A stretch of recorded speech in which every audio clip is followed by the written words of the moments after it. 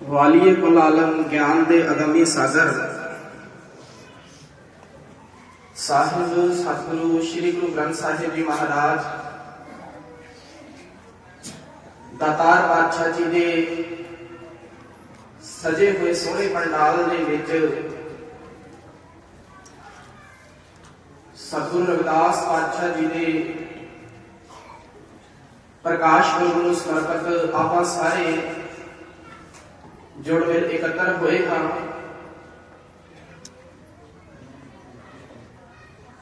मैं हर बार ये बेनती करता हूं ना कि जिनकी यादें मनाते हो उनकी बातें भी माना करो। बड़िया बाबिया दादिया परदादिया दियां कहानियां पाउणियां चाहिए। जेडे बड़े हो चुके दादे परदादे ने उन्हां दियां कहानियां उन्हां दियां बातां सानू पाउणियां चाहिए। क्यों पाउणियां चाहिए? गुरु साहब बख्शिश करते थे, कहते बबाणियां कहानियां पुत सपुत करें। बड़े बाबे दादे परदादियां दियां पाइयां हुई कहानियां पाइयां हुई बातां जिहड़े नलायक पुत ने नलायक पुत्रां नूं योग सोहणे पुत बनाउंदियां ने। ते अपना सारियां दा इत्थे जुड़ मिल बैठण दा इको ही मकसद है, असीं योग पुत बनना चाहुंदे हां। गुरु दी जे तां अपने आप दे विच आ इच्छा मन विच लैके बैठे हो कि असीं गुरु दे योग पुत बनण दे लई इत्थे कुछ ना कुछ नवां सिखण आए हैं, फिर तां प्यारिओ परवान है, फिर तां मुबारकबाद है। ते जे प्यारिओ सिर्फ ते सिर्फ ये सोचण आए आ कि चलो गुरुद्वारा साहब इत्थे अज कोई कीर्तन दरबार सजना आ, आपां जाइए साडा सवा 2 घंटे का वधिया पास होना है, प्यारिओ ये गुरु साहब को कदाचित प्रमाणित नहीं है। आपां इत्थे कुछ ना कुछ सीखण आए हैं। सो प्यारिओ आओ सीखण की भावना दे नाल इको बार कहण ते गुरफतेह नाल सांझ पाइए जी। इको बार कहण ते सारी संगत आखो जी वाहिगुरू जी का खालसा वाहिगुरू जी की फतेह। जिन्ना क समा आपां नूं मिलिया है, आपां सतगुरु रविदास महाराज जी का एक पावन शब्द है गुजरी राग दे विच साहिब श्री गुरु ग्रंथ साहब महाराज जी के पावन अंग 525 के ऊपर सुभाएमान है। बेनती है तवज्जो दे के सुनिया जे। इस शब्द के राही सतगुरु रविदास महाराज जी की शख्सियत के बारे अंदाजा ला सकते हो कि जिन्हां समयां दे विच जिन्हां वेलिਆਂ दे विच लोग ये आखदे सी कि किसी शूदर नूं किसी छोटी जात के व्यक्ति नूं किसी धार्मिक ग्रंथ पढ़न की मनाही है। धार्मिक रौह रीतां धार्मिक मनौतां दे विच उस नूं हिस्सा लैण की मनाही है। उन्हां समयां दे विच सतगुरु रविदास पातशाह जी ने जिथे आप धार्मिक मनौतां ने उत्ते सवाल खड़े कीते ने, उत्थे धार्मिक मनौतां दे प्रति अपना एक वखरा नजरिया भी पेश कीता है। दुनिया के लोग पूजा करते सी, कोई करता सी दरख्तां दी, कोई बड़ियां कबरां दी, कोई बंदियां नूं रब बना के पूजदा सी। किसी ने आख्या उस रब अकाल पुरख परमात्मा नूं खुश करन दे लई असीं दुध लैके जाईए। किसी ने आख्या रब अकाल पुरख परमात्मा नूं खुश करन दे लई मैं उहदे अगे फुल अर्पण करा। पर सतगुरु रविदास पातशाह जी ने इस शब्द के राही जिहड़ा नजरिया साडे सामने बख्शिश किया है, सो आओ उस नजरिए के नाल आपां सारिआं ने सारे पाउणी है। सतगुरु जी बख्शिश करते हैं गुजरी श्री रविदास जीओ के पते। गुजरी राग दे विच शब्द है एक ओंकार सतगुर प्रसाद। गुरु ग्रंथ साहब महाराज जी दे विच किसी भी गुरु साहिबान की या जिस किसी गुर व्यक्ति की बाणी सामने आती है, जब उसकी शुरुआत होती है, उसकी शुरुआत के गुरु साहब ने मंगलाचरण दिता है। जिदा तुहाडे धीआं पुत्त स्कूलों के पढ़ते हैं, उन्होंने वक्खो वक्ख विषयां दीआं किताबां लगियां हुई हैं। ਉਹਨਾਂ ਕਿਤਾਬਾਂ ਦੀ ਸ਼ੁਰੂਆਤ ਦੇ ਵਿੱਚ ਇੱਕ ਇੰਡੈਕਸ ਦਿੱਤੀ ਹੁੰਦੀ ਹੈ, ਜਿਸ ਇੰਡੈਕਸ ਦੇ ਵਿੱਚ ਦਿੱਤਾ ਹੁੰਦਾ ਹੈ ਕਿ ਭਾਈ ਇੰਨੇ ਨੰਬਰ ਪੇਜ ਦੇ ਉੱਤੇ ਆਹ ਲੈਸਨ ਹੈ, ਜਾਂ ਫਿਰ ਪੰਜਾਬੀ ਦੀਆਂ ਕਿਤਾਬਾਂ ਦੇ ਵਿੱਚ ਕਿਤਾਬ ਦੀ ਭੂਮਿਕਾ ਦਿੱਤੀ ਹੁੰਦੀ ਹੈ। ਭੂਮਿਕਾ ਦੇ ਵਿੱਚ ਕੀ ਦਿੱਤਾ ਹੁੰਦਾ ਹੈ, ਜਾਂ ਆਪਾਂ ਉਹ ਕਹਿ ਲਈਏ ਸੈਂਟਰਲ ਆਈਡੀਆ। ਸੈਂਟਰਲ ਆਈਡੀਆ ਦੇ ਵਿੱਚ ਸਾਰੀ ਉਸ ਦਿੱਤੀ ਹੋਈ ਕਵਿਤਾ ਦਾ ਨਿਚੋੜ ਹੁੰਦਾ ਹੈ ਕਿ ਇਹਦੇ ਵਿੱਚ ਗੱਲ ਕਿਹੜੇ ਵਿਸ਼ੇ ਦੇ ਉੱਤੇ ਕੀਤੀ ਹੋਈ ਹੈ। ਹੁਣ ਜਦੋਂ ਗੁਰੂ ਸਾਹਿਬ ਨੇ ਸ਼ੁਰੂਆਤ ਦੇ ਵਿੱਚ ਮੂਲ ਮੰਤਰ ਬਖਸ਼ਿਸ਼ ਕੀਤਾ ਆ, ਮੂਲ ਮੰਤਰ ਦੇ ਗੁਰੂ ਗ੍ਰੰਥ ਸਾਹਿਬ ਮਹਾਰਾਜ ਦੇ ਵਿੱਚ ਕਈ ਰੂਪ ਆਏ ਨੇ। ਉਹਨਾਂ ਵਿੱਚੋਂ ਇੱਕ ਰੂਪ ਹੈ ਇੱਕ ਓੰਕਾਰ ਸਤਿਗੁਰ ਪ੍ਰਸਾਦ। ਹੁਣ ਗੁਰੂ ਸਾਹਿਬ ਕਹਿੰਦੇ ਮੈਂ ਕਿਹਦੀ ਗੱਲ ਕਰਨਾ ਚਾਹੁੰਦਾ, ਮੈਂ ਕਿਹਨੂੰ ਸੰਬੋਧਿਤ ਹੋ ਕੇ ਕਹਿਣਾ ਚਾਹੁੰਦਾ। ਮਤਾ ਕੋਈ ਚਾਰ ਦਿਨਾਂ ਨੂੰ ਇਹ ਭੁਲੇਖਾ ਖਾ ਜਾਵੇ ਕੋਈ ਵਿਅਕਤੀ, ਕੋਈ ਪੀਰ ਪੈਗੰਬਰ, ਦੁਨੀਆ ਦੇ ਉੱਤੇ ਆਉਣ ਵਾਲਾ ਦੇਵੀ ਦੇਵਤਾ, ਉਹਨਾਂ ਦੇ ਉਪਾਸ਼ਕ ਕਿਤੇ ਇਹ ਨਾ ਸੋਚ ਕੇ ਬੈਠ ਜਾਣ ਕਿ ਜਿਹੜੇ ਇਹ ਸ਼ਬਦ ਲਿਖੇ ਹੋਏ ਨੇ ਸਾਡੇ ਕ੍ਰਿਸ਼ਨਾ ਨੂੰ ਸੰਬੋਧਿਤ ਹੋ ਕੇ ਲਿਖੇ ਹੋਏ। ਬਾ ਕਮਾਲ ਤਰੀਕੇ ਨਾਲ ਗੁਰੂ ਸਾਹਿਬ ਨੇ ਬਾਣੀ ਦੀ ਰਚਨਾ ਕੀਤੀ ਹੈ। ਗੁਰੂ ਸਾਹਿਬ ਨੇ ਦੱਸ ਦਿੱਤਾ, ਕਹਿੰਦੇ ਮੈਂ ਜਿਹਦੀ ਗੱਲ ਕਰਨ ਲੱਗਿਆ ਇੱਕ ਓੰਕਾਰ ਸਤਿਗੁਰ ਪ੍ਰਸਾਦ। ਉਹ ਇੱਕ ਹੈ, ਇੱਕ ਦਾ ਭਾਵ ਸਰਵ ਵਿਆਪਕ, ਹਰ ਇੱਕ ਦੇ ਵਿੱਚ ਫੈਲਿਆ ਹੋਇਆ। ਅਮੀਰ ਦੇ ਵਿੱਚ ਵੀ ਹੈ, ਗਰੀਬ ਦੇ ਵਿੱਚ ਵੀ ਹੈ, ਜ਼ਿਆਦਾ ਜਿਹਦੇ ਕੋਲ ਪੈਸੇ ਹੈ, ਧਨ ਦੌਲਤ ਹੈ, ਉਹਦੇ ਵਿੱਚ ਵੀ ਹੈ, ਜਿਹਦੇ ਕੋਲ ਥੋੜੇ ਪੈਸੇ ਉਹਦੇ ਕੋਲ ਵੀ ਹੈ, ਹਰ ਇੱਕ ਦੇ ਵਿੱਚ ਹੈ। ਹੁਣ ਸ਼ਬਦ ਦੇ ਵਿੱਚ ਸਤਿਗੁਰੂ ਜੀ ਬਖਸ਼ ਕਰਦੇ ਨੇ, ਕਹਿੰਦੇ ਦੂਧ ਤਪਸ਼ ਥਮੋਂ ਬਿਟਾਰਿਓ, ਫੂਲ ਪਵਰ ਚਲਨੀ ਬਿਗਾਰਿਓ। ਕਹਿੰਦੇ ਜਿਹੜਾ ਦੁੱਧ ਹੈ ਇਹ ਤਾਂ ਬੱਚੇ ਨੇ ਝੂਠਾ ਕਰਤਾ। ਸਾਡੇ ਬੜਾ ਸਮਾਜ ਦੇ ਵਿੱਚ ਇਦਾਂ ਦੀ ਗੱਲ ਕੀਤੀ ਜਾਂਦੀ ਹੈ, ਭਾਈ ਆ ਇਸ ਚੀਜ਼ ਨੂੰ ਝੂਠੇ ਹੱਥ ਲੱਗੇ ਆ, ਆ ਤੇਰਾ ਝੂਠਾ ਆ ਝੂਠਾ ਆ। ਪਿਆਰਿਓ ਇੱਕ ਚੀਜ਼ ਸਤਿਗੁਰੂ ਦੀ ਬਾਣੀ ਦੇ ਵਿੱਚੋਂ ਹਮੇਸ਼ਾ ਚੇਤੇ ਰੱਖਿਓ, ਗੁਰੂ ਸਾਹਿਬ ਕਹਿੰਦੇ ਇਸ ਸੰਸਾਰ ਦੇ ਉੱਤੇ ਸੋਚਾ ਕੁਛ ਵੀ ਨਹੀਂ ਹੈ। ਮਾਤਾ ਝੂਠੀ ਪਿਤਾ ਵੀ ਝੂਠਾ, ਝੂਠੇ ਹੀ ਫਲ ਲਾਗੇ। ਕਹਿੰਦੇ ਮਾਤਾ ਵੀ ਝੂਠੀ ਹੈ, ਪਿਤਾ ਵੀ ਝੂਠਾ ਆ, ਉਹਨੂੰ ਲੱਗਣ ਵਾਲੇ ਜਿਹੜੇ ਫਲ ਆ ਅੱਗੇ ਭਾਵ ਅਸੀਂ, ਕਹਿੰਦੇ ਉਹ ਵੀ ਝੂਠੇ ਹੈ। ਹਾਂ, ਸਿੱਖ ਧਰਮ ਦੇ ਵਿੱਚ ਜਿਹੜਾ ਮਸਲਾ ਆ, ਅਸੀਂ ਇਹ ਕਹੀਏ ਸਾਡੇ ਗੁਰੂ ਸਾਹਿਬ ਸਫਾਈ ਪਸੰਦ ਸੀ। ਝੂਠ ਸੁਚਮ ਸਿੱਖ ਧਰਮ ਦਾ ਮਸਲਾ ਨਹੀਂ ਹੈ। ਝੂਠ ਸੁਚਮ ਸਿੱਖ ਧਰਮ ਦਾ ਮਸਲਾ ਨਹੀਂ ਹੈ। ਸਿੱਖ ਧਰਮ ਦੇ ਵਿੱਚ ਅਸੀਂ ਸਫਾਈ ਪਸੰਦ ਜ਼ਰੂਰ। ਹੁਣ ਗੁਰੂ ਸਾਹਿਬ ਬਖਸ਼ਿਸ਼ ਕਰਦੇ ਨੇ, ਕਹਿੰਦੇ ਦੂਧ ਤਵਸ਼ ਰਹਿ ਥਮੋਂ ਬਿਟਾਰਿਓ। ਜਿਹੜਾ ਦੁੱਧ ਹੈ ਉਹ ਬੱਚੇ ਨੇ ਝੂਠਾ ਕਰਤਾ।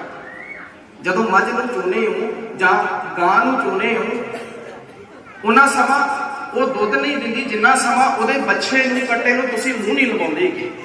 ਤੇ ਫਿਰ ਕੀ ਕਰਦੇ ਹੈ, ਉਸੇ ਝੂਠੇ ਕੀਤੇ ਹੋਏ ਦੁੱਧ ਦੀ ਖੀਰ ਬਣਾ ਕੇ ਉਹਨਾਂ ਸਮਿਆਂ ਦੇ ਵਿੱਚ ਲੋਕ ਪੱਥਰ ਦੀ ਬਣੀ ਹੋਈ ਮੂਰਤ ਦੇ ਅੱਗੇ ਅਰਪਣ ਕਰਦੇ ਸੀ ਤੇ ਕਹਿੰਦੇ ਸੀ ਕਿ ਸਾਡਾ ਇਸ਼ਟ, ਸਾਡਾ ਭਗਵਾਨ ਇਥੋਂ ਨਾਸ਼ਤਾ ਕਰਦਾ, ਇਹਨੂੰ ਖਾਂਦਾ ਆ। ਤੇ ਗੁਰੂ ਸਾਹਿਬ ਦਾ ਕੀ ਖਿਆਲ ਹੈ, ਸਤਿਗੁਰੂ ਜੀ ਬਖਸ਼ਿਸ਼ ਕਰਦੇ ਨੇ, ਸੰਕਟ ਨਹੀਂ ਪਰ ਜੋਨ ਨਹੀਂ ਆਵੇ। ਕਹਿੰਦੇ ਕਿੱਦਾਂ ਦਾ ਮੇਰਾ ਸਵਾਮੀ ਹੈ, ਕਿੱਦਾਂ ਦਾ ਮੇਰਾ ਇਸ਼ਟ ਹੈ, ਜਿਹੜਾ ਸੰਕਟ ਨਹੀਂ ਪਰੈ ਜੋਨ ਨਹੀਂ ਆਵੇ, ਜਿਹੜਾ ਜੰਮਣ ਮਰਨ ਤੋਂ ਰਹਿਤ ਹੈ, ਜੰਮਦਾ ਮਰਦਾ ਨਹੀਂ ਹੈ।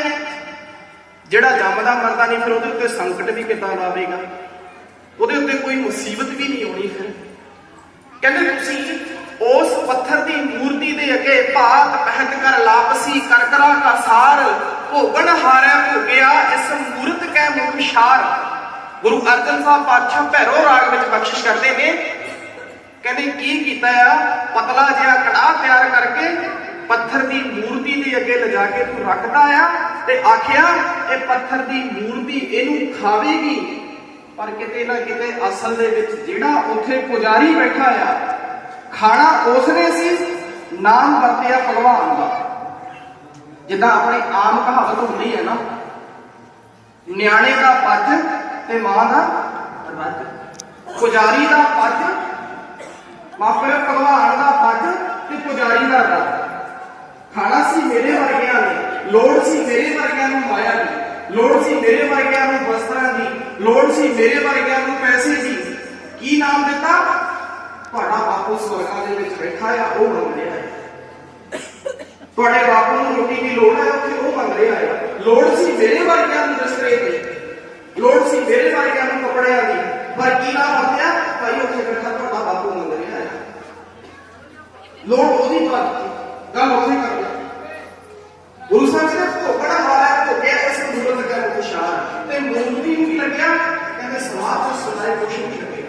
ਮੂਰਤੀ ਦੇ ਮੂੰਹ ਦੇ ਵਿੱਚ ਪੱਥਰ ਦੀ ਮੂਰਤੀ ਹੈ, ਨਾ ਉਹਨੇ ਕੁਛ ਖਾਣਾ, ਨਾ ਪੱਥਰ ਬੁੱਲਾ, ਨਾ ਕੁਛ ਦੇ, ਫੋਕਟ ਕਰਨ ਨਿਰਫਲ ਹੈ ਸੇ। ਗੁਰੂ ਸਾਹਿਬ ਹੁਣ ਸਤਿਗੁਰੂ ਜੀ ਕਹਿੰਦੇ ਤੂੰ ਕੀ ਕੀਤਾ ਹੈ ਭਾਈ, ਕਹਿੰਦੇ ਜਿਹੜਾ ਦੁੱਧ ਬੱਚੇ ਨੇ ਝੂਠਾ ਕੀਤਾ ਆ, ਉਹ ਬੱਚੇ ਦਾ ਝੂਠਾ ਕੀਤਾ ਹੋਇਆ ਦੁੱਧ ਤੂੰ ਭਗਵਾਨ ਦੇ ਅੱਗੇ ਅਰਪਣ ਕਰਕੇ ਕਹਿਣਾ ਆ ਕਿ ਮੈਂ ਰੱਬ ਨੂੰ ਖੁਸ਼ ਕਰਦਾ ਹੈ। ਸੁਚਰਤਾ ਦੇ ਨਾਮ ਦੇ ਉੱਤੇ ਤੂੰ ਇਹ ਢਲੋਰਾ ਬੈਠਾ ਕਿ ਸੁਚਰਤਾ ਪਸਾਸਾ, ਸੁਚਰਤਾ ਪਸਾਸਾ। ਪਰ ਗੁਰੂ ਸਾਹਿਬ ਕਹਿੰਦੇ ਜਿਹੜਾ ਦੁੱਧ ਤੂੰ ਆਪਣੇ ਭਗਵਾਨ ਦੇ ਅੱਗੇ, ਜਿਹੜਾ ਦੁੱਧ ਆਪਣੇ ਇਸ਼ਟ ਦੇ ਅੱਗੇ ਤੂੰ ਰੱਖ ਲੈਣਾ ਹੈ, ਉਹ ਦੁੱਧ ਤਾਂ ਪਹਿਲਾਂ ਹੀ ਬੱਚੇ ਨੇ ਝੂਠਾ ਕੀਤਾ ਹੋਇਆ ਹੈ। ਉਹ ਦੁੱਧ ਤਾਂ ਪਹਿਲਾਂ ਬੱਚਾ ਝੂਠਾ ਕਰ ਦਿੰਦੇ ਆ। ਕਹਿੰਦੇ ਅਗਲਾ ਤਰੀਕਾ ਪੂਜਾ ਦਾ ਵਰਤਿਆ ਜਾਂਦਾ ਸੀ ਉਹਨਾਂ ਸਮਿਆਂ ਦੇ ਵਿੱਚ, ਅੱਜ ਵੀ ਵਰਤਿਆ ਜਾਂਦਾ ਹੈ। ਫੁੱਲ ਅਰਪਣ ਕਰਨੀ, ਫੁੱਲ ਅਰਪਣ ਕਰਨਾ। ਵੈਸੇ ਗੁਰੂ ਸਾਹਿਬ ਬਖਸ਼ ਕਰਦੇ ਨੇ, ਕਹਿੰਦੇ ਪਾਤੀ ਤੋਂ ਰਹਿ ਪਾਲਣੀ, ਪਾਤੀ ਪਾਤੀ ਜੀਓ, ਜਿਸ ਬਾਹਨ ਤੋਂ ਪਾਤੀ ਤੋਂ ਰਹਿ, ਸੋ ਬਾਹਨ ਮਿਲ ਜੀਓ। ਕਹਿੰਦੇ ਪਾਤੀ ਤੋਂ ਰਹਿ ਪਾਲਣੀ, ਪਾਤੀ ਪਾਤੀ ਜੀਓ, ਜਿਸ ਪਾਹਨ ਕੋ ਪਾਤੀ ਪਾਲੇ ਸੋ ਪਾਹਨ ਨ ਜੀਓ। ਕਹਿੰਦੇ ਤੂੰ ਕੀ ਕਰਦਾ ਹੈ, ਪੱਥਰ ਦੀ ਮੂਰਤੀ ਦੇ ਅੱਗੇ ਫੁੱਲ ਅਰਪਣ ਕਰਨ ਦੇ ਲਈ ਇੱਕ ਜਿਉਂਦੇ ਹੋਏ ਫੁੱਲ ਨੂੰ ਤੋੜਦਾ ਆ। ਫੁੱਲ ਜਿਉਂਦਾ ਆ, ਫੁੱਲ ਇੱਕ ਟਾਹਣੀ ਦੇ ਨਾਲ ਲੱਗਿਆ ਹੋਇਆ ਸੋਹਣਾ ਲੱਗਦਾ ਹੈ, ਨਾ ਕਿ ਟਾਹਣੀ ਦੇ ਨਾਲ ਲੱਗਿਆ ਹੋਇਆ ਸੋਹਣਾ ਲੱਗਦਾ ਹੈ। ਤੇ ਗੁਰੂ ਸਾਹਿਬ ਕਹਿੰਦੇ ਪਾਤੀ ਤੋੜੈ ਬਾਲਣੀ, ਪਾਤੀ ਪਾਤੀ ਜੀਓ। ਕਹਿੰਦੇ ਕੱਲੀ ਕੱਲੀ ਪੱਤੀ ਜਿਉਂਦੀ ਹੈ ਭਾਈ। ਜਿਸ ਪਾਤਰ ਕੋ ਪਾਤੀ ਤੋੜ ਹੈ, ਜਿਸ ਪੱਥਰ ਦੇ ਵਿੱਚ ਪੱਤੀਆਂ ਨੂੰ ਤੋੜ ਰਿਹਾ ਹੈ, ਸੋ ਪਾਤਰ ਉਹ ਪੱਥਰ ਦਾ ਨਿਰਜੀਵ ਹੈ, ਉਹ ਪੱਥਰ ਦੇ ਵਿੱਚ ਤਾਂ ਕੋਈ ਜ਼ਿੰਦਗੀ ਨਹੀਂ ਹੈ। ਤੇ ਅੱਗੇ ਗੁਰੂ ਸਾਹਿਬ ਕੀ ਕਹਿੰਦੇ, ਉਲੀ ਮਾਲਨੀ ਹੈ ਦੇਵ, ਸਤਿਗੁਰ ਜਾਗਦਾ ਹੈ ਦੇਵ। ਕਹਿੰਦੇ ਜਿਹੜੀ ਪੱਤੇ, ਜਿਹੜੀ ਫੁੱਲ ਤੋੜਨ ਵਾਲੀ ਮਾਲਣ ਹੈ, ਉਹ ਭੁੱਲ ਗਈ ਹੈ। ਕਿਹੜੀ ਗੱਲ ਭੁੱਲ ਗਈ ਕਿ ਸਤਿਗੁਰ ਜਾਗਦਾ ਹੈ ਦੇਵ, ਸਤਿਗੁਰ ਜਾਗਦਾ ਹੈ ਦੇਵ ਹਰ ਇੱਕ ਦੇ ਵਿੱਚ ਸਮਾਇਆ ਹੋਇਆ ਹੈ। ਉਹ ਫੁੱਲ ਦੇ ਵਿੱਚ ਵੀ ਸਮਾਇਆ ਹੋਇਆ, ਉਹ ਕੜੇ ਦੇ ਵਿੱਚ ਵੀ ਸਮਾਇਆ ਹੋਇਆ। ਕਹਿੰਦੇ ਪਰਮਾਤਮਾ ਨੂੰ ਖੁਸ਼ ਕਰਨ ਦੇ ਲਈ ਫੁੱਲ ਤੋੜਿਆ, ਔਰ ਉਸ ਫੁੱਲ ਦੇ ਵਿੱਚ ਵੀ ਪਰਮਾਤਮਾ ਵਸਦਾ ਸੀ, ਉਸ ਨੂੰ ਵਸਾਇਆ। ਕਿਰਤਾਂ ਦਾ ਨਜ਼ਰੀਏ ਸਾਡੇ ਗੁਰੂ ਸਾਹਿਬ ਕੱਲੀ ਕੱਲੀ ਚੀਜ਼ ਵਾਲੀ। ਕਹਿੰਦੇ दूध तपस्या तुम मिटारे हो, फूल कमर जलनी बिगारे हो।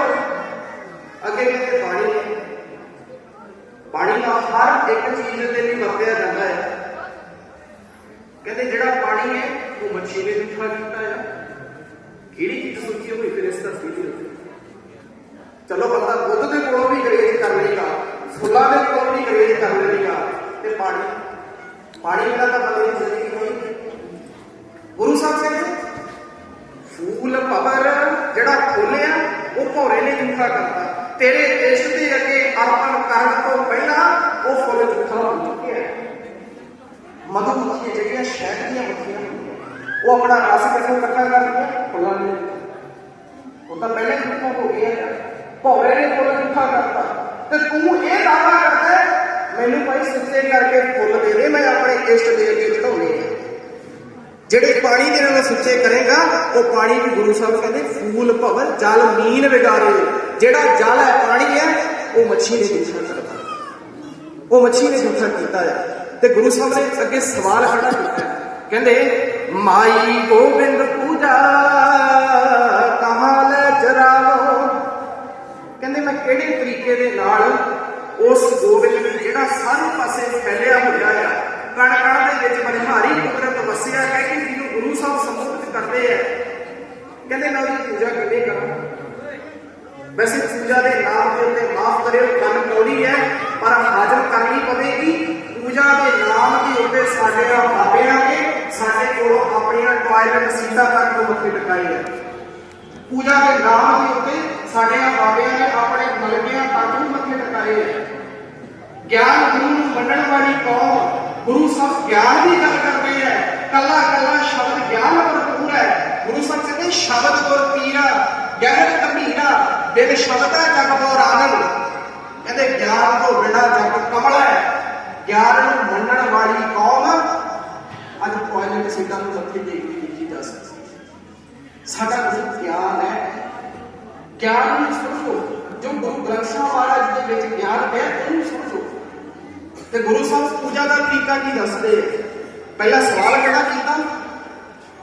ਕਹਿੰਦੇ ਮਾਈ ਗੋਬਿੰਦ ਪੂਜਾ ਕਹਾਂ ਲੈ ਚਲਾਵੋ। ਆਪਾਂ ਬਾਣੀ ਵਿੱਚ ਵੀ ਸਮਝਦੇ ਆ ਕਿਹੜੀ ਪੂਜਾ ਕਰਦੇ ਨੇ। ਆ ਪੂਜਾ ਦਰਖਤਾਂ ਦੇ ਉੱਤੇ ਸੰਧੂਰ ਭੁੱਕ ਕੇ, ਦਰਖਤਾਂ ਦੇ ਉੱਤੇ ਮੌਲੀਆਂ ਬੰਨ੍ਹ ਕੇ, ਉਹਨਾਂ ਦੀ ਪਰਿਕਰਮਾ ਕਰਕੇ ਆਪਣੇ ਵੱਡ ਵਡੇਰੇ ਚੋਂ ਮੰਨ ਚੁੱਕੇ ਹੈ, ਉਹਨਾਂ ਦੀਆਂ ਬੜੀਆਂ ਬਣਾ ਕੇ, ਉਹਨਾਂ ਦੀਆਂ ਕਬਰਾਂ ਬਣਾ ਕੇ, ਉਹਨਾਂ ਦੇ ਉੱਤੇ ਮੱਥੇ ਟੇਕਣੇ, ਲੱਸੀਆਂ ਪਾਉਣੀਆਂ। ਆ ਪੂਜਾ ਗੁਰੂ ਸਾਹਿਬ ਕਹਿੰਦੇ ਪੂਜਾ ਕੀ ਚਾਹੇ ਨਾਮ ਤੇ ਆਈ ਹੈ। ਕਹਿੰਦੇ ਪੂਜਾ ਕਰਨੀ ਹੈ ਨਾਮ ਧਿਆਉਣਾ। तेरी पूजा तेरा नाम धोना है। बिन नाम पूज ना होए। जे तू नाम नहीं जपदा, जे तेरे कोल कुछ खजाना नहीं है, ज्ञान नहीं है, तेरी सारी की हुई पूजा व्यर्थ है। तेरी सारी की हुई पूजा का कोई फल नहीं है। सो प्यारे गुरु साहब कहते अपनी जिंदगी दे विच ज्ञान पैदा करना, अपनी जिंदगी दे विच ज्ञान लेके आउण दा नाम ही असल दे विच पूजा है। सतगुरु जी अगे बख्शिश करते हैं, माई गोबिंद पूजा कहाँ ले चरावो, अबर न फूल रूप न पावो। कहते माई गोबिंद पूजा कहाँ ले चरावो। कहते मैं किहड़े तरीके दे नाल उस वाहिगुरू अकाल पुरख परमात्मा की पूजा करा, मैं किहड़े तरीके दे नाल उहनूं याद करा। अगे तरीका दस्सिया, कहते लोग किहड़े किहड़े तरीके वरतदे आ। कहते फिर दुध सी वो भी बच्चे ने जूठा करता, जेड़ा फुल है फुल भी भौरे ने जूठा करता, पानी के पानी बच्चे ने जूठा करता। कहते फिर चंदन बचे आया इदा करते ना अपने चंदन को सब तो वधिया पवित्र चीज मनिया जाता है। कहते पवित्र चीज जिहड़ी चंदन मनी जाती है, मैला कर तेरे है कोई अंगा। कहते चंदन को सप ने आसे पासे कुंडली मारी हुई है, वो सप ने जूठा किया हुआ। मैला कर तेरे है कोई अंगा, देख अमृत बसै एक संगा। देख अमृत बसै एक संगा। एक पासे अमृत कहते हैं, अमृत इतने शब्द वरतिया हुआ चंदन के दरख्त के लिए, जिहड़ा खुशबू दिंदा है। आप तो खुशबू दिंदा ही है, जिहड़े नाल होर कोले वनस्पति हुंदी है ना, उहनूं भी खुशबूदार कर दिंदा है। ते प्यारिया तेरा जीवन इदां दा बनना चाहिए है। तेरा जीवन खुशबूदार बनना चाहिए है। तेरे जीवन के विच गुरबाणी की खुशबू आप भी आवे, तू दूजियां दे जीवन के विच भी गुरबाणी की खुशबू पैदा कर सकता हो। तेरे जीवन के विचों खुद गुरबाणी की खुशबू आउंदी होवे ते तेरे कोल इन्नी काबलियत होवे, तू आप जपै अमर नाम जपावे दे उपदेश दे उत्ते काम कर सकता होवे। सतगुरु जी बख्शिश करते ने, धूप दीप नहीं वेदै वासा। कहते फिर इदा करो, थाली दे विच दीवे रख के ओदी आरती कर लो। कहते धूप दीप नहीं वेदा बस। कहते आ तरीके दे नाल भी खुश नहीं होना। जे धूप दीप जे थाली दे विच रखे हुए दीवियां वाली आरती दे नाल ही वाहिगुरू परमात्मा ने खुश होना हुंदा, तां गुरु नानक पातशाह नूं जगन्नाथ दे मंदिर दे विच जाके हो रही दीवियां वाली आरती की विरोधता न करनी पैंदी। थाली में दीवे लैके इदा आरती करते सी। गुरु साहब नूं कहंदे आओ तुसीं भी आरती करो भाई। गुरु साहब नूं भी कहंदे तुसीं भी साडी हो रही आरती दे विच शामिल होवो। कहंदे आओ आरती दे विच शामिल होवो, जिहड़ी असीं आरती करते हैं। ते गुरु साहब की कहंदे, गगन में थाल रब चंद दीपक बने। जिन्हां नूं शब्द चेते करो किरपा एक बार, गगन में थाल रब चंद दीपक बने। तारिका मंडल जनक मोती आ कुदरत दे विच आरती हो रही है। ओदी हो रही आरती दे विच शामिल होना है। असीं हवा चौर कर रही है, चंद सूरज जिन्ने है आकाश रूपी थाल दे विच सारे चंद सूरज इकट्ठे हो के दीवियां वांगू ओदी आरती कर रहे हैं। ਜਿਹੜਾ ਬੇਅੰਤ ਹੈ, ਜਿਹੜਾ ਅਗੰਮ ਹੈ, ਉਸ ਬੇਅੰਤ ਦੀ ਆਰਤੀ ਕਰਨ ਦੇ ਲਈ ਸਾਡਾ ਜਿਗਰਾ ਵੀ ਬੇਅੰਤ ਚਾਹੀਦਾ ਆ। ਕਿਸੇ ਵੱਡੇ ਨੂੰ ਮਿਲਣਾ ਹੋਵੇ ਨਾ ਪਿਆਰਿਓ, ਹਿੰਮਤ ਵੀ ਉਦਾਂ ਦੀ ਪੈਦਾ ਕਰਨੀ ਪੈਂਦੀ ਆ। ਤੇ ਜੇ ਵੱਡੇ ਦੀ ਆਰਤੀ ਕਰਨੀ ਹੈ, ਵੱਡੇ ਦੀ ਆਰਤੀ ਕਰਨ ਦੇ ਲਈ ਵੀ ਜਿਗਰਾ ਵੱਡਾ ਕਰਨਾ ਪੈਣਾ ਆ। ਤੇ ਮੈਂ ਇੱਕ ਬੇਨਤੀ ਹੋਰ ਕਰਾਂ, ਭਾਵੇਂ ਗੁਰੂ ਨਾਨਕ ਪਾਤਸ਼ਾਹ ਨੇ, ਭਾਵੇਂ ਸਤਿਗੁਰੂ ਰਵਿਦਾਸ ਮਹਾਰਾਜ ਜੀ ਨੇ, ਫੋਟੋ ਦੇ ਵਿੱਚੋਂ ਵੇਖਣਾ ਬੜਾ ਸੌਖਾ ਹੈ ਇਹਨਾਂ ਨੂੰ। ਫੋਟੋ ਦੇ ਵਿੱਚ ਬੈਠਾ ਹੋਇਆ ਬਾਬਾ ਕਦੇ ਨਹੀਂ ਬੋਲਦਾ, ਉਹਨੇ ਇਦਾਂ ਕਰਕੇ ਬੈਠੇ ਰਹਿਣਾ ਹੈ। ਤੇ ਜੇ ਬਾਬਾ ਬਾਣੀ ਦੇ ਵਿੱਚੋਂ ਬੋਲੇਗਾ, ਫਿਰ ਬਾਣੀ ਵਾਲੇ ਬਾਬੇ ਦੀਆਂ ਦਲੀਲਾਂ ਦਾ ਜਵਾਬ ਨਾ ਮੇਰੇ ਕੋਲ ਹੈ, ਨਾ ਤੁਹਾਡੇ ਕੋਲ ਹੈ। ਦੁਨੀਆ ਦੇ ਵੱਡੇ ਵੱਡੇ ਰਾਜਿਆਂ ਮਹਾਰਾਜਿਆਂ ਦੀਆਂ ਗੋਡਣੀਆਂ ਲਵਾਤੀਆਂ ਉਹਨਾਂ ਦੀਆਂ ਦਲੀਲਾਂ। ਉਹ ਵੱਡੇ ਵੱਡੇ ਨਾਗਰ ਮੱਲ ਵਰਗੇ ਰਾਜੇ ਜਿਹੜੇ ਆਪਣੇ ਆਪ ਨੂੰ ਕਹਿੰਦੇ ਕਹਾਉਂਦੇ ਸੀ, ਫੌਜਾਂ ਦੇ ਮਾਲਕ ਸਮਝਦੇ ਸੀ, ਉਹਨਾਂ ਦੀ ਅੱਖ ਦੇ ਵਿੱਚ ਅੱਖ ਪਾ ਕੇ ਗੱਲ ਕੀਤੀ ਹੈ ਸਤਿਗੁਰੂ ਰਵਿਦਾਸ ਪਾਤਸ਼ਾਹ ਨੇ। ਤੇ ਸਾਡੇ ਵਿੱਚ ਇੰਨੀ ਹਿੰਮਤ ਹੈ ਆ ਕਿ ਅਸੀਂ ਕਿਸੇ ਹੋਰ ਦੇ ਧੱਕੇ ਨੂੰ ਵੇਖ ਕੇ ਆਪਣੇ ਹੱਕਾਂ ਦੇ ਪ੍ਰਤੀ ਬੋਲਣਾ ਸਿੱਖੀਏ, ਆਪਣੇ ਹੱਕਾਂ ਦੇ ਪ੍ਰਤੀ ਗੱਲ ਕਰਨੀ ਸਿੱਖੀਏ। ਆਪਣੇ ਆਪ ਦੇ ਵਿੱਚ ਇਹ ਹਿੰਮਤ ਪੈਦਾ ਕਰੋ। ਮੈਂ ਇੱਕ ਹੋਰ ਬੇਨਤੀ ਕਰਾਂ। ਮੈਂ ਥੋੜੇ ਦਿਨ ਪਹਿਲਾਂ ਨਾ ਇਤਿਹਾਸ ਦੀ ਇੱਕ ਕਿਤਾਬ ਪੜ੍ਹ ਰਿਹਾ ਸੀ। ਉਸ ਕਿਤਾਬ ਦੇ ਵਿੱਚ ਤੁਸੀਂ ਨਾਮ ਸੁਣਿਆ ਹੋਣਾ ਜੋਤੀਬਾ ਫੂਲੇ ਦਾ। ਉਹ ਜੋਤੀਬਾ ਫੂਲੇ ਨੇ ਦਲਿਤ ਸਮਾਜ ਦੇ ਉਥਾਨ ਦੇ ਲਈ ਜੋ ਕਾਰਜ ਕੀਤੇ ਨੇ ਉਹ ਬਾਕਮਾਲ ਨੇ। ਜਿੰਨੀ ਤਾਰੀਫ ਕੀਤੀ ਜਾਵੇ ਉਹਨਾਂ ਦੀ ਉਨੀ ਘੱਟ ਆ। ਛੋਟੀ ਜਿਹੀ ਉਮਰ ਦੇ ਵਿੱਚ ਦਲਿਤ ਸਮਾਜ ਦੇ ਵਿੱਚ ਹੋਣ ਕਰਕੇ ਉਹਨਾਂ ਦੇ ਉੱਤੇ ਕਹਿੰਦੇ ਪੜ੍ਹਨ ਦਾ ਸ਼ੌਕ ਸੀ, ਪੜ੍ਹਾਈ ਲਿਖਾਈ ਵੱਲ ਉਹਨਾਂ ਦਾ ਜ਼ਿਆਦਾ ਧਿਆਨ ਸੀ। ਪਰ ਬ੍ਰਾਹਮਣ ਜਾਤ ਦੇ ਜਿਹੜੇ ਉਹਨਾਂ ਦੇ ਨਾਲ ਪੜ੍ਹਨ ਵਾਲੇ ਵਿਦਿਆਰਥੀ ਸੀ, ਉਹਨਾਂ ਨੇ ਉਹਨਾਂ ਦੀ ਵਿਰੋਧਤਾ ਕੀਤੀ ਵੀ ਭਾਈ ਇਹ ਸ਼ੂਦਰ ਜਾਤ ਦਾ ਹੋ ਕੇ ਸਾਡੇ ਬਰਾਬਰ ਪੜ੍ਹੂਗਾ ਹੁਣ। ਚਲੋ ਉਹਨਾਂ ਨੇ ਪੜ੍ਹਾਈ ਆਪਣੀ ਕੰਪਲੀਟ ਕੀਤੀ, ਥੋੜੇ ਸਮੇਂ ਬਾਅਦ ਵਿਆਹ ਹੋ ਗਿਆ। ਉਹਨਾਂ ਨੇ ਦਲਿਤ ਲੜਕੀਆਂ ਜਿਨ੍ਹਾਂ ਦੇ ਲਈ ਕੋਈ ਸਕੂਲ ਨਹੀਂ ਸੀ, ਕੋਈ ਕਾਲਜ ਨਹੀਂ ਸੀ ਬਣਿਆ ਹੋਇਆ, ਪੁਣੇ ਦੇ ਵਿੱਚ ਇੱਕ ਸਕੂਲ ਖੋਲ੍ਹਿਆ।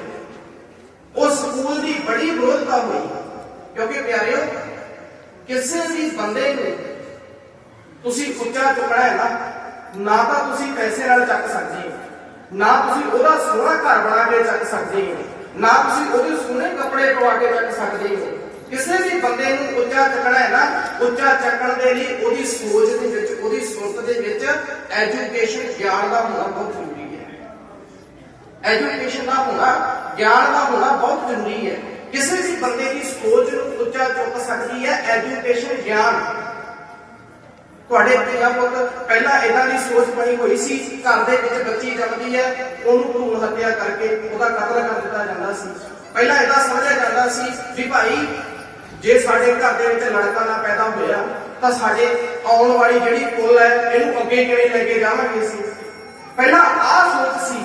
ਪਰ ਜਿੱਦਾਂ ਜਿੱਦਾਂ ਐਜੂਕੇਸ਼ਨ ਸਾਡੇ ਸਮਾਜ ਦੇ ਵਿੱਚ ਆਈ, ਅਸੀਂ ਡਿਵੈਲਪ ਹੋਏ, ਉਸ ਐਜੂਕੇਸ਼ਨ ਦੇ ਨਾਲ ਇਹ ਸੋਚ ਪੈਦਾ ਹੋਈ ਵੀ ਭਾਈ ਮੁੰਡਾ ਕੁੜੀ ਦੇ ਵਿੱਚ ਕੋਈ ਫਰਕ ਨਹੀਂ। ਭਾਈ ਕਿਹੜੀ ਚੀਜ਼ ਨੇ ਡਿਵੈਲਪ ਕੀਤਾ? ਐਜੂਕੇਸ਼ਨ। ਜਿਹੜੀ ਪੜ੍ਹਾਈ ਹੈ ਨਾ, ਜਿੰਨਾ ਵੱਧ ਤੋਂ ਵੱਧ ਪੜ੍ਹ ਸਕਦੇ ਹੋ ਪੜ੍ਹੋ। ਮੈਂ ਬੇਨਤੀ ਕਰਾਂਗਾ ਭੈਣਾਂ ਨੂੰ ਜਿੰਨਾ ਵੱਧ ਤੋਂ ਵੱਧ ਪੜ੍ਹਾ ਸਕਦੇ ਹੋ ਪੜ੍ਹਾਓ, ਵੀਰਾਂ ਨੂੰ ਜਿੰਨਾ ਵੱਧ ਤੋਂ ਵੱਧ ਪੜ੍ਹਾ ਸਕਦੇ ਹੋ ਪੜ੍ਹਾਓ। ਇਹ ਨਾ ਸੋਚੋ ਕਿ ਮੇਰੀ ਪੜ੍ਹਾਈ ਦਾ ਕਿਤੇ ਮੁੱਲ ਨਹੀਂ ਪੈਣਾ। ਕੋਈ ਗੱਲ ਨਹੀਂ, ਮੁੱਲ ਪੈਣਾ ਨਾ ਪੈਣਾ ਇਹ ਬਾਅਦ ਦੀਆਂ ਗੱਲਾਂ ਨੇ। ਪਰ ਘੱਟੋ ਘੱਟ ਬੰਦੇ ਕੋਲ ਇੰਨੀ ਕੁ ਲਿਆਕਤ ਹੋਵੇਗੀ, ਇੰਨੀ ਕੁ ਅਕਲ ਹੋਵੇਗੀ, ਬੰਦਾ ਸਮਾਜ ਦੇ ਹਰ ਇੱਕ ਹਾਲਾਤਾਂ ਦੇ ਨਾਲ ਡੀਲ ਕਰ ਸਕਦਾ ਹੈ। ਬੰਦਾ ਹਰ ਇੱਕ ਸਮਾਜ ਦੇ ਹਾਲਾਤ ਦੇ ਨਾਲ ਆਪਣੇ ਆਪ ਨੂੰ ਡੀਲ ਕਰ ਸਕਦਾ ਹੈ। ਤੁਸੀਂ ਇਸੇ ਦੇਖੋ, ਇੱਕ ਅਨਪੜ੍ਹ ਵਿਅਕਤੀ ਹੋਵੇ ਤੇ ਇੱਕ ਪੜ੍ਹਿਆ ਲਿਖਿਆ ਵਿਅਕਤੀ ਹੋਵੇ, ਦੋਨਾਂ ਦੇ ਗੱਲ ਕਰਨ ਦੇ ਤਰੀਕੇ ਵਿੱਚ ਦੇਖੋ ਤੁਸੀਂ ਕਿੰਨਾ ਫਰਕ ਹੋਵੇਗਾ। ਅਨਪੜ੍ਹ ਵਿਅਕਤੀ ਦੀ ਉਦਾਂ ਦੀ ਬੋਲੀ ਹੋਵੇਗੀ ਤੇ ਜਿਹੜਾ ਪੜ੍ਹਿਆ ਲਿਖਿਆ, ਐਜੂਕੇਸ਼ਨ ਜਿਹੜੇ ਬੰਦੇ ਨੇ ਲਈ ਆ, ਉਹਦੇ ਬੰਦੇ ਦੀ ਗੱਲਬਾਤ ਦੇ ਵਿੱਚ ਲਿਆਕਤ ਵੇਖੋ ਤੁਸੀਂ ਕਿੰਨੀ ਸੋਹਣੀ ਹੋਵੇਗੀ। ਤੇ ਪਿਆਰਿਓ, ਡਾਕਟਰ ਭੀਮ ਰਾਓ ਅੰਬੇਦਕਰ ਜਿਨ੍ਹਾਂ ਨੇ ਤਿੰਨ ਸਿਧਾਂਤ ਦਿੱਤੇ ਸੀ, ਕਹਿੰਦੇ ਪੜ੍ਹੋ, ਜੁੜੋ ਤੇ ਸੰਘਰਸ਼ ਕਰੋ। ਪੜ੍ਹੋ, ਜੁੜੋ, ਸੰਘਰਸ਼ ਕਰੋ। ਤੁਸੀਂ पढ़ोगे लिखोगे ਤੁਹਾਨੂੰ पता लगू समाज ਦੇ ਵਿੱਚ ਕਿਹੜੇ ਖੇਤਰ ਦੇ ਵਿੱਚ ਤੁਹਾਡੇ ਨਾਲ ਧੱਕਾ ਹੋ ਰਿਹਾ ਹੈ। ਆਪਣੇ ਹੱਕਾਂ ਦੇ ਪ੍ਰਤੀ ਤੁਸੀਂ ਜਾਣੂ ਹੋਵੋਗੇ। ਜੇ ਆਪਣੇ ਹੱਕਾਂ ਦੇ ਪ੍ਰਤੀ ਜਾਣੂ ਹੋਣਾ ਹੈ ਤੁਹਾਨੂੰ ਪੜ੍ਹਨਾ ਲਿਖਣਾ ਪਵੇਗਾ। ਆ ਦਿੱਲੀ ਦੇ ਵਿੱਚ ਕਿਸਾਨ ਮੋਰਚਾ ਚੱਲ ਰਿਹਾ ਹੈ। जिन्ने पढ़े लिखे बंदे हैं साडे जे वो अगे सी तां ही सानू पता लग्या भी भाई उत्थे असल दे विच मसला की है, किहड़े तरीके नाल की सरकार कर रही है, तां ही पता लग्या सानू। कहण तो भाव जिंदगी दे विच हर एक समय दे उत्ते तुहाडी अगवाई करन वाला है ज्ञान। मैं गल कर रहा सी ज्योतिबा फुले दी। दलित समाज दे विच जिहड़ियां लड़कियां सी उन्हां दे लई पहला स्कूल जे खोलिया आ इस भारत की धरती के उत्ते वो खोलिया आ ज्योतिबा फूले ने। उस स्कूल खोलने का उन्होंने खामियाजा भी भुगतना पिया। खामियाजा भी भुगतना पिया जेडे उहदे परिवार के मैंबर सी पिछों जेडे उच्च जातीय लोग सी उच्च जातीय लोगों के प्रभाव उन्होंने अपनी दहशत पाई, डर पाया परिवार के उत्ते। उस डर के कारण ज्योतिबा फूले ने उहदी घरवाली साबरमती उन्होंने दोनों को घरों कढ़ता। उन्होंने दोनों को घरों कढ़ता ते घरों कढ़न तो बाद कुछ समय की आर्थिक तंगी के करके उन्होंने स्कूल बंद नहीं गया, पर हिम्मत नहीं हारी, अपना काम जारी रखिया। जिस समय के स्कूल बंद होया उस समय 8 बजे आना सी ते जब दोबारा मेहनत करके स्कूल शुरू किया 185 बजे आना सी। मेहनत कराने आई है प्यारिओ। समाज को जिन्हां व्यक्तियों की देन है, जिन्हां भी व्यक्तियों ने समाज के लिए भला किया है उन्हां बारे सोचो, उन्हां बारे समझो, उन्हां बारे पढ़ो। बड़े बड़े साइंटिस्ट, बड़े बड़े विज्ञानी बड़े अत दर्जे के माड़े हालातों में लगे है, उन्हां बारे पढ़ो, उन्हां बारे सुनो समझो। सतगुरु जी शब्द में बख्शिश करते हैं, कहते धूप दीप नहीं वेदा वासा, कहते थाली के दीवे रख के आरती करिए, कहते इदा भी खुश नहीं होता।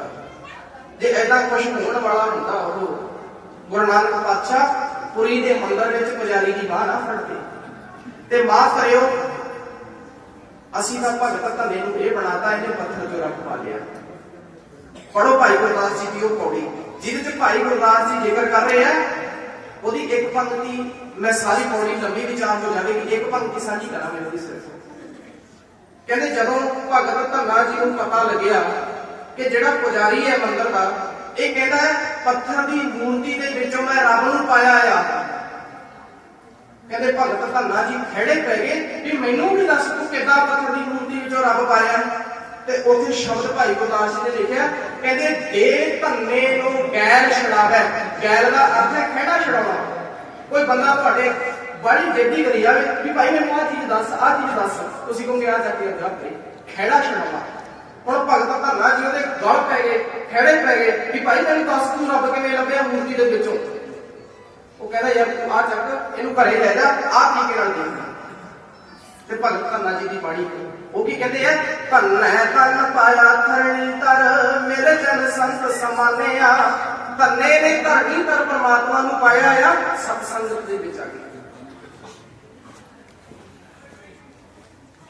सो सतगुरु पातशाह जी इस शब्द दे विच पूजा के तरीकों के ਵੱਖ-ਵੱਖ तरीकों के बारे गलबात कर रहे हैं कि किहड़े-किहड़े तरीकों के नाल समाज पूजा करदा सी, पर असल दे विच पूजा है की है। सो प्यारिओ आखिरी बेनती करके मैं खिमा दा जज को भुलाना है। सतगुरु रविदास पातशाह जी की जिहड़ी नॉर्मल फोटो आपां लाउने आ ना, ਇਹਦਾ ਭਾਰ ਸਾਡੀਆਂ ਕੰਧਾਂ ਝੱਲ ਲੈਂਦੀਆਂ ਆ, ਇਹਦਾ ਭਾਰ ਸਾਡੀਆਂ ਕੰਧਾਂ ਝੱਲ ਲੈਂਦੀਆਂ ਆ। ਪਰ ਜਿਹੜੇ ਰਵਿਦਾਸ ਮਹਾਰਾਜ ਗੁਰੂ ਗ੍ਰੰਥ ਸਾਹਿਬ ਮਹਾਰਾਜ ਵਿੱਚ ਬੈਠੇ ਆ ਨਾ, ਜੇ ਇਮਾਨਦਾਰੀ ਦੇ ਨਾਲ ਉਹਦੀ ਫੋਟੋ ਵੇਖੋਗੇ ਨਾ, ਸਾਡੀਆਂ ਕੰਧਾਂ ਦੀ ਹਿੰਮਤ ਨਹੀਂ ਹੈ ਕਿ ਉਹਦਾ ਭਾਰ ਝੱਲ ਸਕੇ। ਸਾਡੀ ਹਿੰਮਤ ਨਹੀਂ ਹੈ ਕਿ ਅਸੀਂ ਉਸ ਸਤਿਗੁਰੂ ਰਵਿਦਾਸ ਜੀ ਦੀ ਅੱਖ ਦੇ ਵਿੱਚ ਅੱਖ ਪਾ ਕੇ ਗੱਲ ਕਰ ਸਕਦੇ। ਸਾਡੀਆਂ ਨੀਵੀਆਂ ਕਰ ਜਾਣੀਆਂ। आओ कोशिश करिए खुद गुरु ग्रंथ साहब महाराज जी की बाणी आप पढ़िया करो, गुरबाणी अर्थां समेत पढ़िया करो। हर एक वीर भैन का एक सहज पाठ जरूर चलता हो। गुरबाणी दी पोथियां प्राप्त कर करके अपना गुरबाणी का सहज पाठ जरूर करो जी। विचारा करदियां होईयां भुलां दी खिमा सतगुरु जी पासों मंगदा हां। ਜੇਕਰ ਕੋਈ ਗੱਲ ਚੰਗੀ ਨਾ ਲੱਗੀ ਹੋਵੇ ਮੇਰੀ ਜਾਣ ਕੇ ਮੇਰੀ ਝੋਲੀ ਪਾਉਣ ਦੀ ਕਿਰਪਾਲਤਾ ਕਰਨੀ, ਜੋ ਗੱਲ ਚੰਗੀ ਲੱਗੀ ਮੇਰੇ ਸਤਿਗੁਰੂ ਜੀ ਜਾਣ ਕੇ ਆਪਣੀ ਝੋਲੀ ਪਾਉਣ ਦੀ ਕਿਰਪਾਲਤਾ ਕਰਨੀ ਜੀ। ਸੋ ਬੁਲਾਓ ਫਤਿਹ। ਵਾਹਿਗੁਰੂ ਜੀ ਕਾ